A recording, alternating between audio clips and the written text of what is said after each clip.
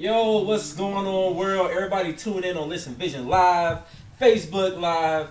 Even if you're catching us on YouTube the next day, you know, Yes, it's sir. all good. It's the Nitty Gritty Show. It's your boy, J.D. Costa. It's your girl, Katniss. And I'm the one and only Tay Jordan. And together we are... The Nitty Gritty. Happy to have Tay Jordan back in the building. Woo! All the way from Santorini, Greece. Hey. Doing the thing like the Rick Ross song. Oh my gosh. If I had the bullhorn, I would like straight up blow it up. You good enough. You got the bullhorn. Yo, like you had like, I mean, I'm just jumping straight into the how was your week. You know what I'm saying? Like, Man. last 2 weeks, half a month. Like, let's call it half a month because it sounds more righteous like that. Yeah, I guess so. A good percentage of the month. I had a great time though, man. Greece was beautiful. I love getting over to Europe. It was my third time over there. First time in Greece. So we did Athens. I also did Switzerland too. Switzerland was we was in Geneva, got some Geneva chocolate. So it's a lot of money out that way. A lot of blacks getting money. Just the stuff that people don't talk about in the life you don't see. But it was beautiful. I had a great time, man, on the beach. We partied. We did some historic tours. It was dope. I love anytime you get out the country, it's a good time. So. Yeah.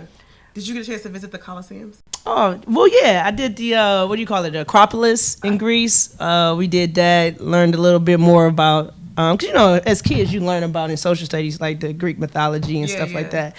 So just being there and, like, seeing how actually Greeks, what they believe and what the stories are, it was good to hear it from firsthand. We got our little tour guide. She showed us all around. It was dope, man. I would do it again. That is really cool. And I probably put on 10, 12 pounds, so Big whoop whoop.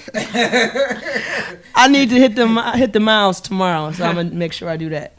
All right, download the Strava app. I'll be on there. I'm gonna get my miles in lately. Word. I usually do Nike app, but I'm down for other apps. Strava's dope because it don't I don't know, Nike app be cutting out to me, but yeah, I'll send you the link after the show. All right, bet. My week? Yeah, your week. My week was good. I just moved officially into my new apartment. Hey, congrats. Yeah, I'm excited. What's up? So I don't know, I'm excited. I went furniture shopping and I'm just kind of happy to get settled. I want to be settled for a while. I'm tired of moving, so this has got to be the it for until married or until I get a home because I'm tired of moving. But yeah, just getting settled. That's what's up. Now, where'd you move to? Are you in Maryland? Silver Spring. Oh, okay, closer. I know Silver Silver Spring Spring. well. That's what's up. Yeah, so that's what's up. Oh, it's your, J.D. Costa. My week is always easy breezy. I'm the man in these streets. Like, I honestly believe that too. But yeah, no, it's been a good week. Things always going well at the 9 to 5. We made some really good contacts for the show. I gotta tell you about that. Oh, I hear a little bit. See y'all working. Got some dope folks coming on here soon. So Yeah. we're excited Here. about that. And things have been good. I'm not even gonna steal my thunder for later, but yeah, it's been a good week, so I can't complain. Of course, we always do a to hell with and blessings to. To hell with, I really don't really have that many. Well, I mean, there's always some out there. Y'all know that. I think if I was gonna give a to hell with to anything, I think I'll give it to hell with to people who would attack vegans or people who choose to be vegan. People attacking vegans? Yeah, there's some folks that would attack the mention of that. You know what I'm saying? And I feel like we shouldn't attack somebody that's trying to be better for themselves. Why attack? Why would people attack? I guess because I guess they feel like some vegans are shaming people for eating meat, and they shouldn't do that either. It's to hell with them, right? Ain't no need to meat shame. It's not that there's something wrong with meat. It's just a problem with meat in this country. You know what I'm saying? Probably where you were at. I've been near that region of the world. They don't put all the hormones like that inside the meat. So you can eat the natural livestock and typically be good. Problem is, American meat, we're throwing hormones in there. Yeah. It's not like it's grazing naturally off the ground. So yeah, there's a problem with that meat. But a lot of us in this country are making the choice to be vegan simply just because it's just a healthier route to go. Yeah, and there's nothing wrong with everybody. It. I just don't feel like we have to shame each other for choices we make to be healthier. Right. So that's kind of crazy to me. Oh yeah, and to hell with little Uzi Vert's choker chains. I'm just really getting tired of seeing those. So just to hell with that. Guys are wearing choker chains? Little Uzi Vert is, and it's only a matter of time for your hardcore rappers. God bless the youth. Yeah, your hardcore rappers are all wearing choker chains. Right. Looking like extras from the movie The Craft. It's really sad that it's so crazy. Growing up, our parents was like, oh, this gangster rap music and 50 Cent and Jay-Z. You thought that was the bad influence. We should have been listening to those guys. Those guys drop gems instead of these guys the choker chains. I'm like, what is the youth going to get from these guys but cross-dressing and that's where the society is going. And look, And and that's I'm not- scary. Society is going in this whole like explore Gender bending. Yeah, I mean, hey, we're open. You know, a guy can walk into the bathroom nowadays. And you know, as we in a different day when Shantae get called a conservative. Like, I ain't conservative at all, but I guess some of my views are, which is wild to me. Like, to let us know. I don't know. It's an interesting space we in, and it's crazy because at least when we was listening to hip hop, at least the stuff that we thought was negatively influencing us, they were praising at least being the shooter or the person that's actually the dealer. Yeah. Now they praise getting shot. And being the user. Yeah, it's like wow, you have the bottom. It's of the cool barrel. to be the And drug I'm not user trying to say now. we should support any of it, but wow, like we Moving on. the users now though. Where are we going with life? All right, so but some great blessings too. Definitely got to shout out blessings to Insecure tonight. Tonight's season finale. Oh, I'm yeah. excited. That's been some great writing. Some great writing. Shout out to Issa Rae and that whole team. And I think the cool thing about all of them, they all got to LA around the same time. I think a lot of them said they got to LA around 2008, 2009.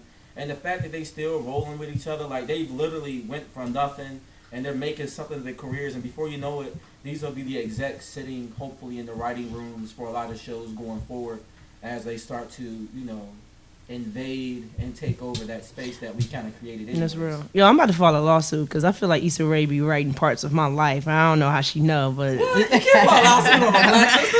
I'm just playing. No, but you're right. It's great writing. I feel like it's probably some of the best and most authentic writing, at least for black viewers and black audiences, probably like within the last decade, honestly. Yeah. And shout out to Kelsey Grammer and what's her name, Mara Brock Akil that did. Sean Rhimes.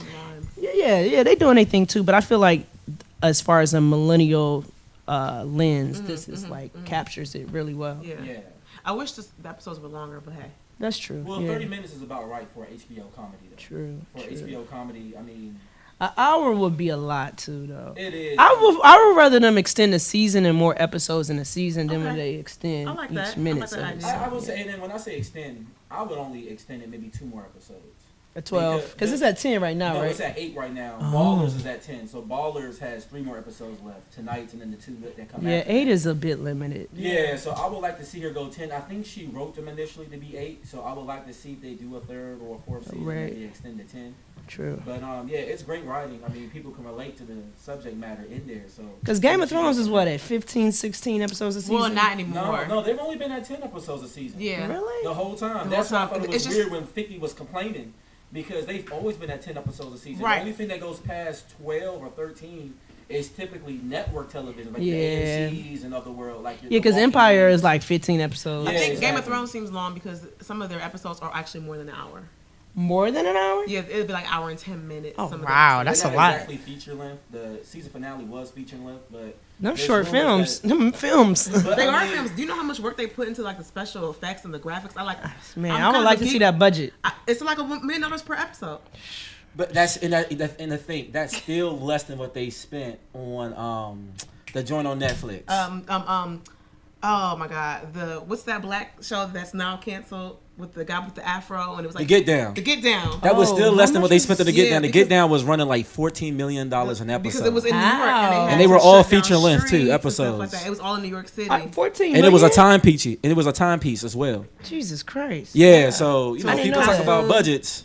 Just saying. Wow. So All right. Oh, but yeah. And then television and I'm sorry. Yeah, exactly. And I mean, but we talk about the culture on this show, so it happens. Oh, and then quick blessings to Sloane Stephens. Oh, winning yeah. the U.S. Open. Black Girl Magic. Yeah.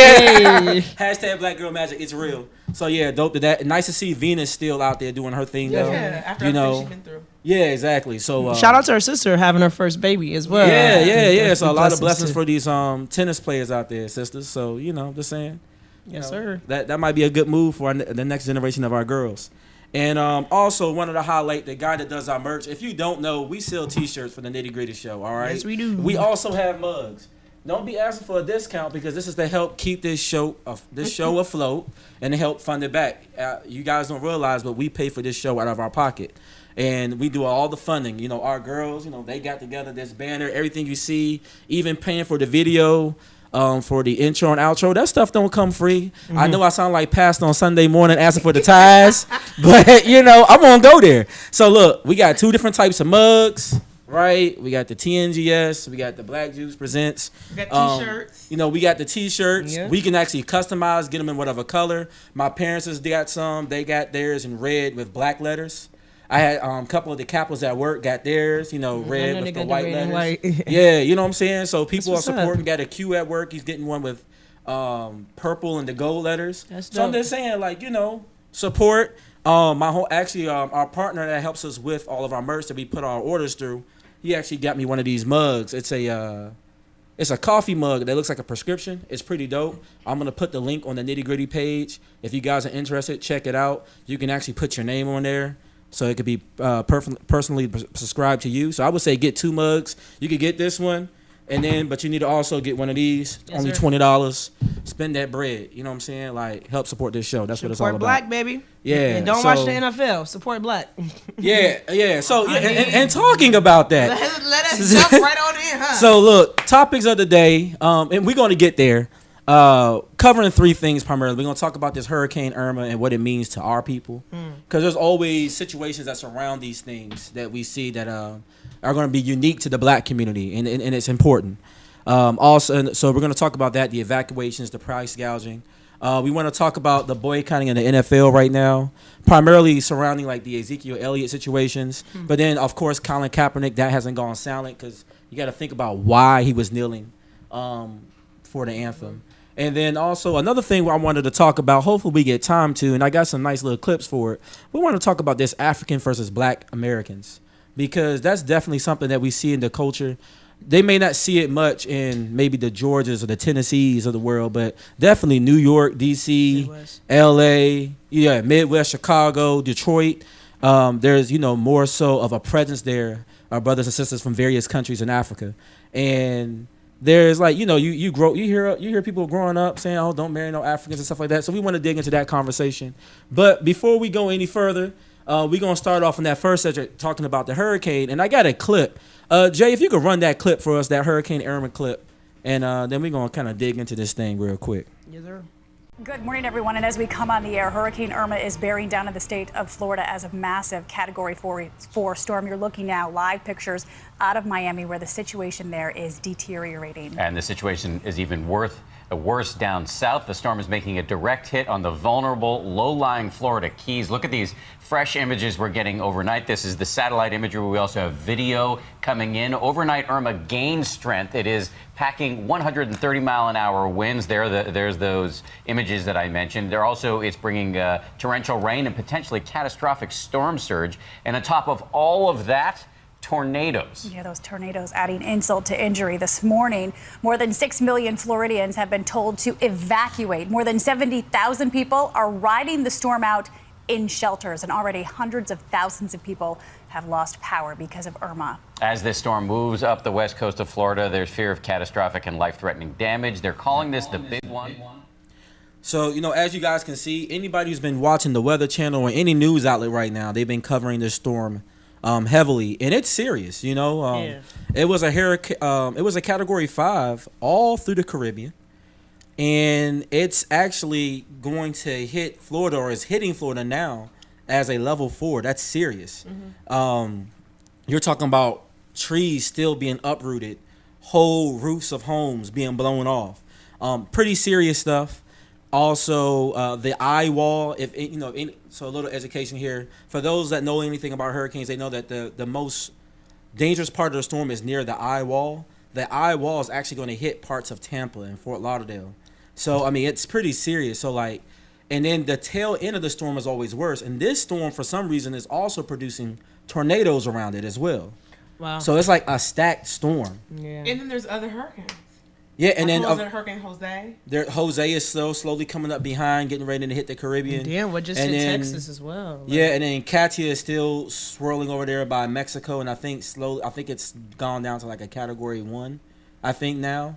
But this storm is actually going to be a Category 2, I think, going up to the northern panhandle of Florida. And by the time it hits Atlanta, it's still going to be a very strong tropical storm. Right. And it's actually going to work its way up through Kentucky and all of that. So pretty serious storm. And, you know, a lot of people are like, oh, this doesn't seem like typical nitty-gritty stuff. Well, we wanted to talk about it because, one, we want to talk about evacuations. And I want to get y'all thoughts on this. Like, there's a lot of people out there not evacuating. They're like, oh, we're just going to ride it out. You know, we're going to just chill. Yeah, I have a lot. I don't have family, but I have a lot of friends and people I was in the military with that live in Florida right now. And people from school, all of that. And, you know, some of them stayed. Some of them have left. Some of them, I guess they got to the point where they waited too long. And they're like, look, I mean, by the time I get on the road, like, it's going to be so jammed up, we won't even make it. Yeah. Shout out to my homeboy, Juan. He actually got out there early. So, but he said it took him 12 hours to ride through Atlanta. So I understand why people don't want to get on the road, but they started making these announcements like a week ago. Get out, you know, pack up. And I guess that's hard when you got jobs and stuff like that. But I don't know. What's y'all thoughts about evacuating? I think people should evacuate, but especially if the law is calling for you to evacuate. I've always been on the side of evacuation as well. I mean, I'm from the Midwest, so I've never really lived through it. So I know a lot of people they used to that by just coming up and living in those areas. Like, I think a lot of them downplay it because it's like, oh, you know, we get these warnings all the time. You know, this should pass as well. But, like, I mean, if the news is telling you a week in advance, like, Category 5, get out, it's like, you know, listen to your newscasters. But, I mean, it could be a lot of reasons why. I don't know. Maybe it's financial. Maybe it's, I don't know what the reasons why people decide to stay, but for whatever reason they do. And a lot of people just say we going to lean on faith, and, you know, faith is tested. But I definitely wish the best for everybody out there. But if I was in a position, deuces, you know, and people be like, oh, this is my house, I have to stay with my house. You go with your house if your house go, like, it's not. So I don't understand it, but I mean, I think a lot of people elect to do that. I think it's fear, right? Because most of these jobs, from what I've been reading, are not saying, you know, we understand the circumstances, take care of home. Most of these jobs are like, you gotta come to work.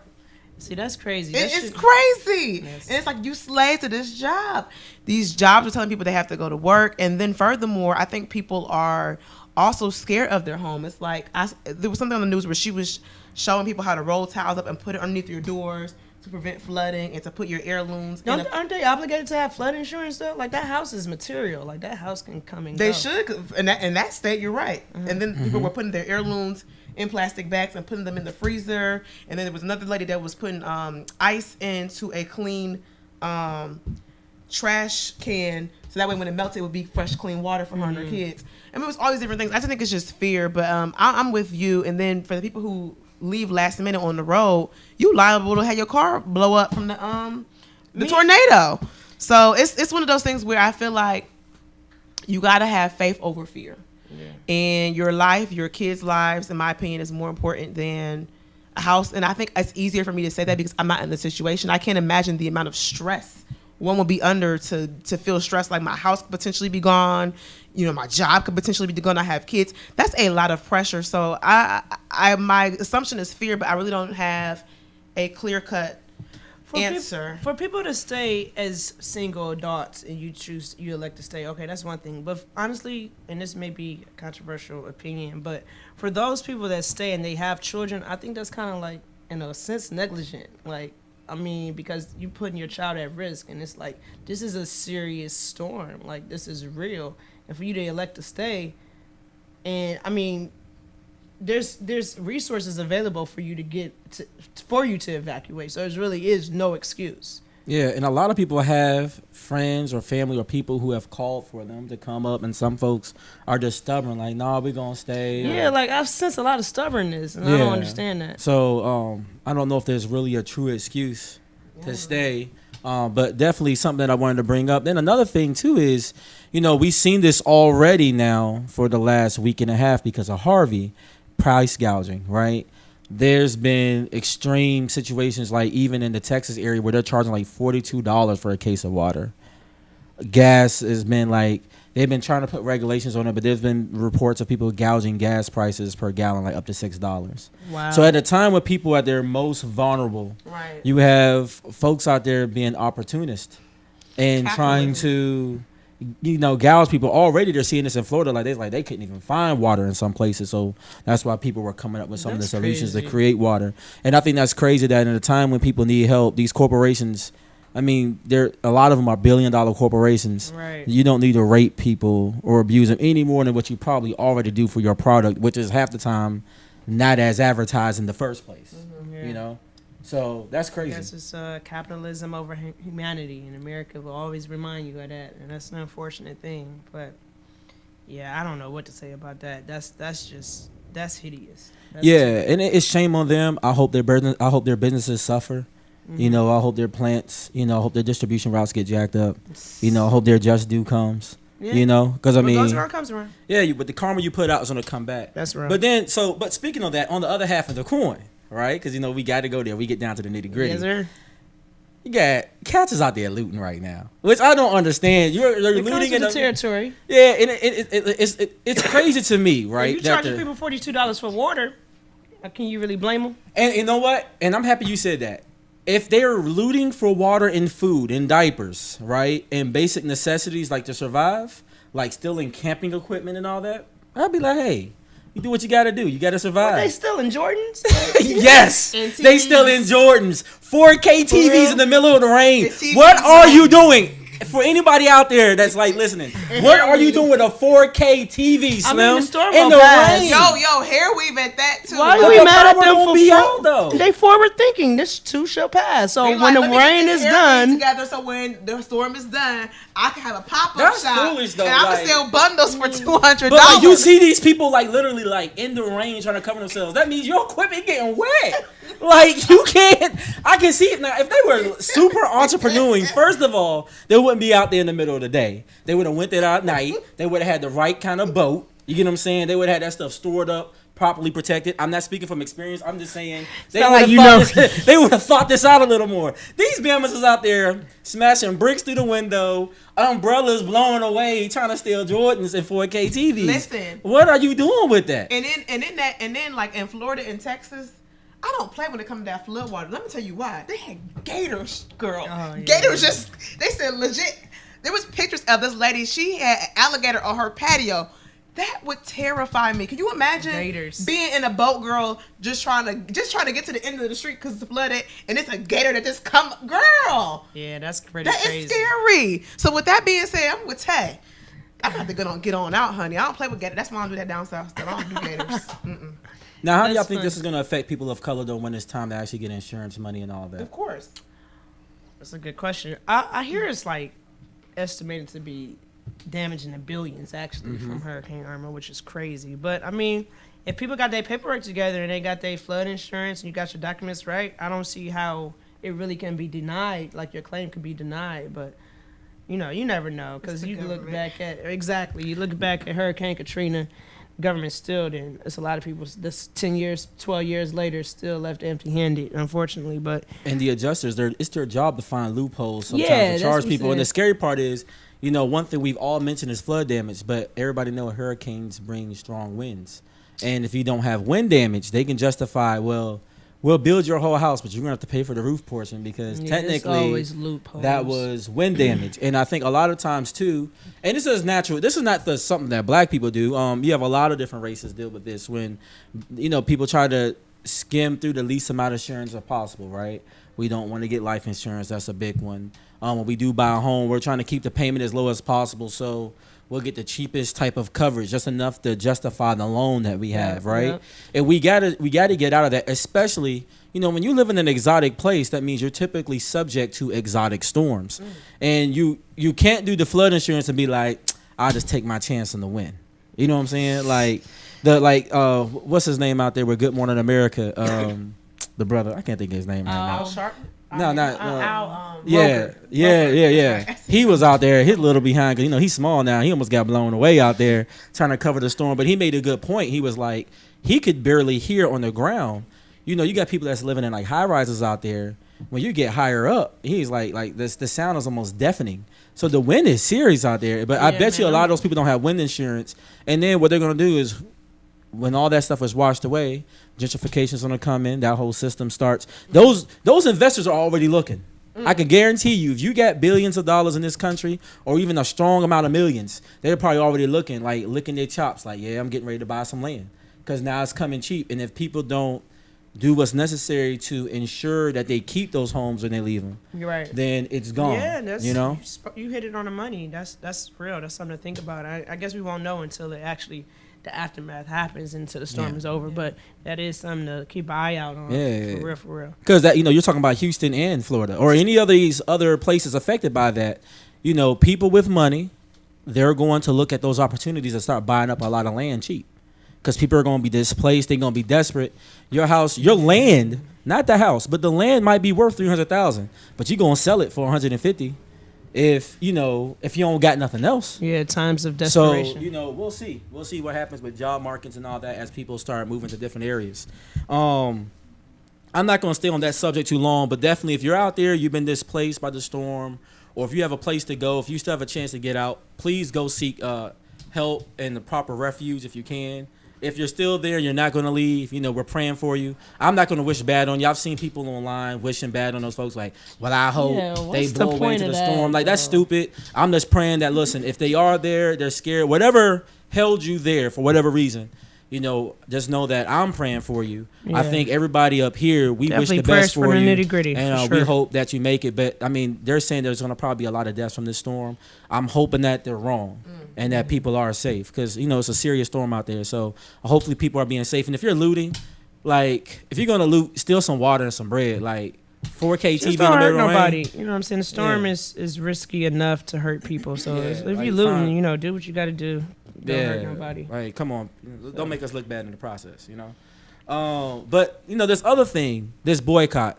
I think today was the start of football season, right? Yep. What's today the start of football season? It is. See, I honestly don't know because I'm boycotting for real, y'all. Like, yes, I turn off my NFL notifications. I don't care if the Redskins win 1 game, 16 games, go to the NFL Super Bowl. I ain't going to be watching. Same. I'm boycotting at least for the whole year, and I might just give it up altogether because until this new form of slavery that we see in sports starts treating its black players better, I don't see how I can support it anymore. Are you saying all of sports or just NFL?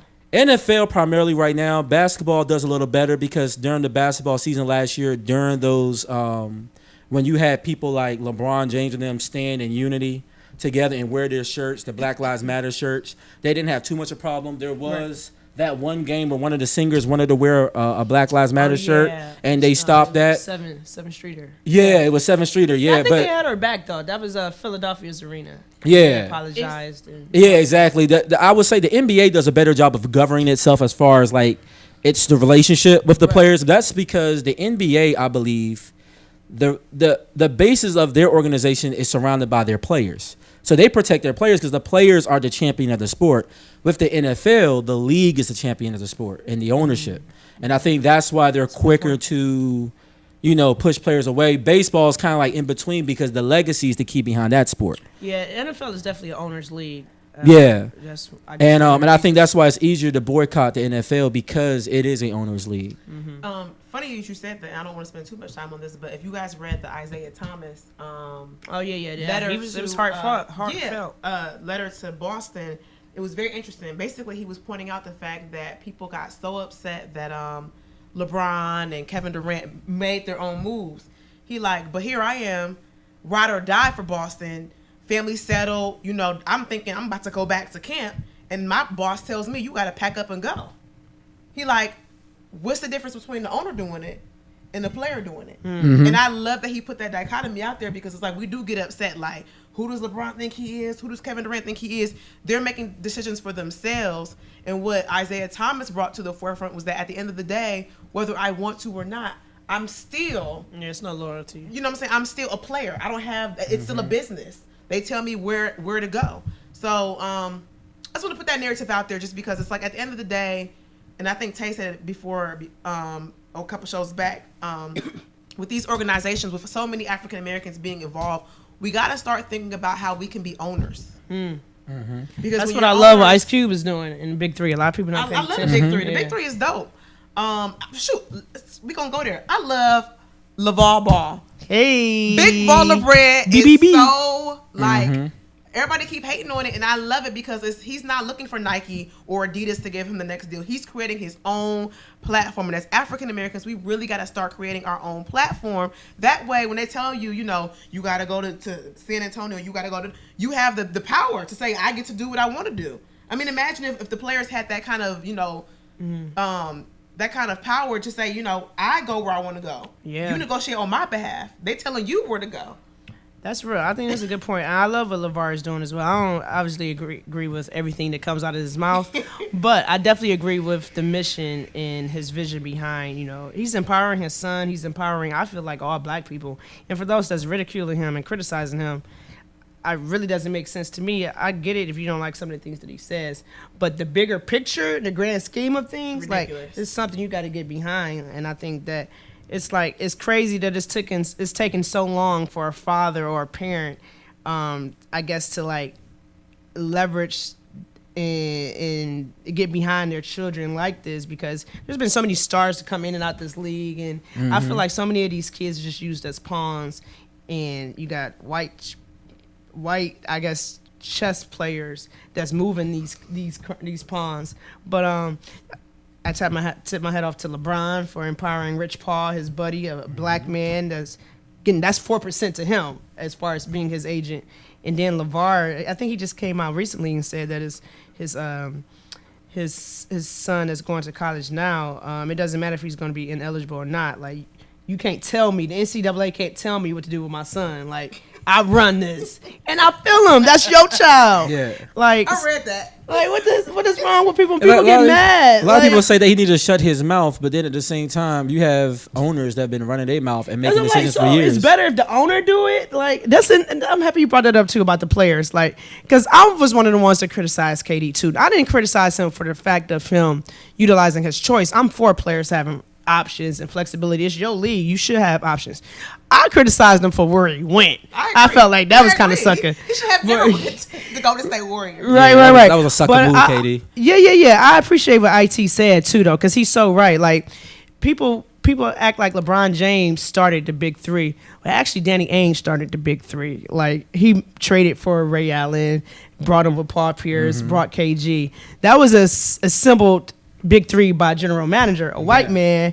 But when LeBron created his big three as a free agent, as a player with D Wade and Chris Bosh, and he's the bad guy. You started burning his jersey and everything. People, and I think that just goes to show you the issue with society, or maybe even black people. We so used to it's okay if the white man is dictating our moves or telling us what to do, but when we self-empowering and doing the shit ourselves, and it's like, this nigga out of line. Like, let's even break it down even further. It's okay for the NCAA to make all this money off these players. Hello. And they don't even pay them. And they making money off jerseys. I think Ohio State pulls in something crazy like almost $1 billion.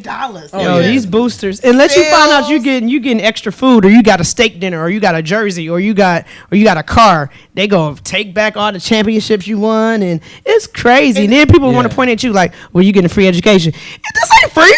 My services pay for this. Yeah. Like, And then the thing hell? is, I'm putting my head at risk, a concussion at risk every time I go out for the game. like the who was on the Breakfast Club? I can't even think his name. The one that got the gun charge and went to jail for 22 years.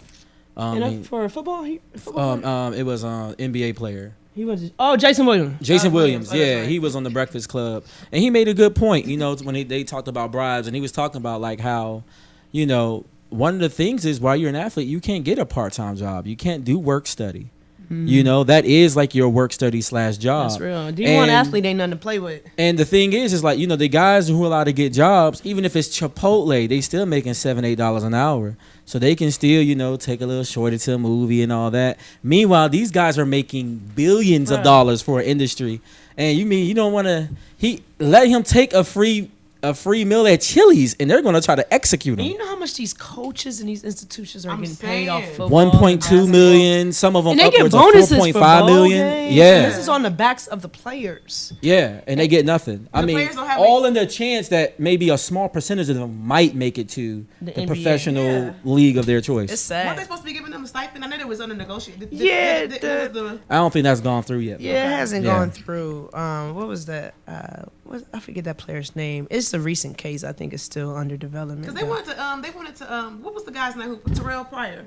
Oh yeah. Remember when he took his rings and stuff and they was upset? It's like, It's his ring, so what if he wants to pawn them? Like, who cares? It's his property. Yeah, it's so crazy. Neither here nor there. Don't even get me started. But and I think that's a conversation we're going to keep on having. I think it's going to keep on coming up in the narrative. Definitely, if you want to follow some of the the nitty gritty page and speak your opinion of that, we'd be happy to engage with you in conversation. But do you think the boycott is going to?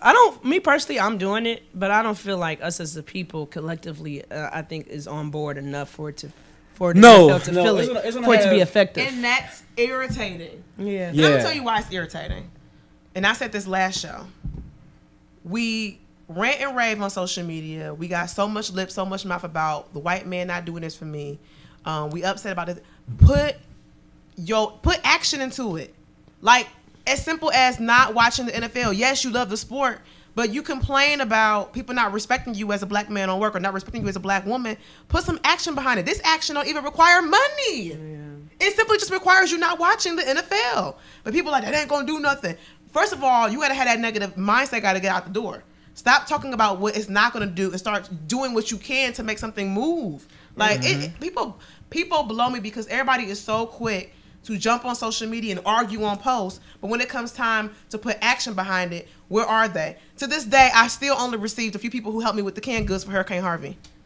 I think it blows me. It just goes to show you we really don't care collectively. Like, we different, but I mean that's why it's important to lock arms with like-minded people. But for the most part, I think generally, and this might be a bad stereotype or to say or generalization to make, but I think it's factual. I think as a collective whole, the majority of us, we just don't give a damn. Like, the priority to be entertained outweighs the priority to push ahead and to make a stance. Like, even some black people that goes against Colin Kaepernick, I just don't get it. Like, or it wasn't the time and the place. What is the time and the place? Like, it's not the platform. Just play football. Ray Lewis? No, people are going against. It's black people. I've gotten into it with Rob. Is one of them. Shout out to Rob and the Venus and Mars show. Like, Rob is one of them that feels as though like it was stupid for him to do that. What do you expect? There's 32 white owners. Of course, he's not going to get another job.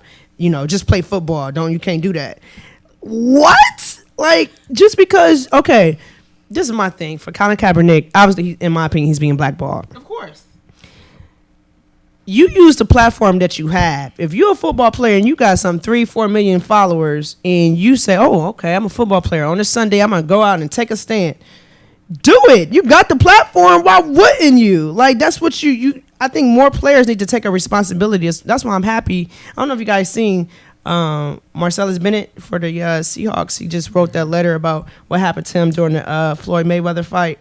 Out in Vegas. That was a great letter. He was very articulate. He's very articulate. I'm surprised it took him so long to actually, stand with Cap and stuff like that. But I just feel like so many black people, we so quick to criticize somebody that's doing something and speaking out for the collective of us all. We rather ridicule and point the finger.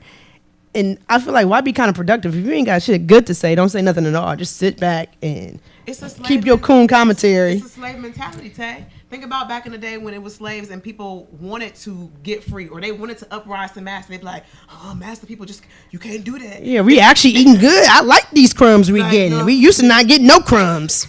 Like, it's a slave mentality, and it's like it's that same word. It's fearful.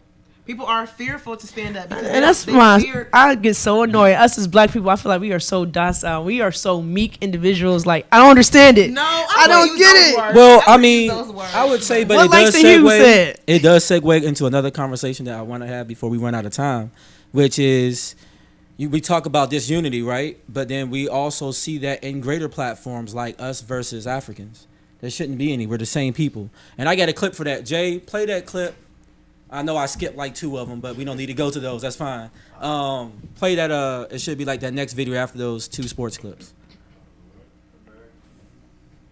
Yeah, roll that for us. You're going to see some opinions about that we have about each other. Yo, what's up, everybody? It's your boy, Mr. Ghana, baby, alias What the Maya. I'm back again with another video. And Today's video, I'm creating a peaceful war among Africans and Black Americans. I mean African Americans, okay? So today's video is very, very simple. I'm gonna ask African American what they think of Africans. Believe me, you're gonna enjoy this video because it's a peaceful war. Ayamaya. Stay tuned and enjoy. I mean, you feel me? Y'all cool. You feel me? Y'all real cool and everything. You know what I'm saying? Like y'all women is beautiful, all of that. Blase, blase, blase. You feel me? But I'm just wondering why y'all don't like us African Americans. You feel me? We all the same. You feel me? We got the same skin color, all of that. We the same people. Sure, my people was taken from the continent, but that don't make us any different. You feel me? So they're interesting. They can be kind of aggressive. I mean, but you meet, it's everyone. People are all basically the same. But here in China, I've met a lot of aggressive ones. They're really aggressive. Like they want things how they want it. And if it's not their way, it's just like, get out of my way. But there are some Americans like that. But I've met more Africans here like that. Africans, they not like African Americans. I can say that. Like the way they dress, the way they kind of like they interact with people, and even down to like the language. You know, like a lot of Africans still don't speak English. And, you know, African Americans, like we all speak English. So you got, you know, that off bat, and then let's see, the way they dress. You know, they have like more of a formal dress. They wear the traditional robes, and you know, African Americans, we kind of conform to the white man's way of doing things. You know, we wear the suits, the ties, and the jeans and t-shirts. So in that regard, that's like different worlds, you know. My parents are Africans. They're from Nigeria, so I'm kind of aware of the culture. I think Africans are very welcoming, very energetic people. Have a really So there you have some opinions of African Americans about Africans, right? And this gonna be some interesting dialogue. It's about to get heated real fast in here. Play that next video. It starts in like 40 seconds. The other one, and this is now what Africans think of African Americans. Interesting. The difference of thought. Go ahead and play that, Jay. People who grew up in the United States and they don't know their culture. Originally those guys are from Africa, but now they were taken to the West and now they lack culture identity. That's what I think. Well, when you talk about African Americans, I don't see any difference about real Africans. We are like all the same, talking, listen to music, all this kind of stuff. They have good ideas. Some are famous in Africa. In America, they're showing their real talent. That's good. And I don't see a lot of difference between them and us. What I think about African Americans, I think they're good people. I mean, I don't have anything negative to say about them. I know that maybe in some parts of the world, people might have something negative to say about African Americans. I just think that even though some of us look the same, I mean, people don't look the same. Even though some of us don't look the same, African Americans and Africans, I mean. African Americans. Well, personally, I don't have good thoughts about them because most of the African Americans feel so superior. They feel they are on top of people. But man, come on. They are like us. We are all Africans. Just like the name goes, African Americans. So I don't know why they feel so superior. Like most of them feel so superior. I've had a personal encounter with these kind of things, like where I meet African Americans and I'll be like hello, and then they feel like they're on top of the world because they're having that kind of racist with the real Americans, like the white Americans. So right, that's loaded. And I know I set y'all up because I gave y'all just a teeny bit of show left. That's to like unload a bomb on you. So for me, I'm in a weird space, and that's because I did not grow up just full throttle African American. My family is Jamaican, and I grew up Jamaican American. So I will say when I went to Ohio Wesleyan University, and we had a lot of domestic exchange students and just international students. And when I speak to a lot of Africans and Caribbeans, they do have a sense of we must work hard, we must work as one, we must, you know, like when you talk to them, like their parents expect them to be doctors and lawyers. There is no, oh, you can go down there and chew with Ronnie on the corner. You know what I'm saying? Not that I want to perpetuate that stereotype, but it's just a very different mentality. And the Africans said that we lost a sense of culture, and we have. We don't have a sense of unity. A lot of Africans, the moment they know that it's another Nigerian on campus or Ghanaian on campus, they lock in arms.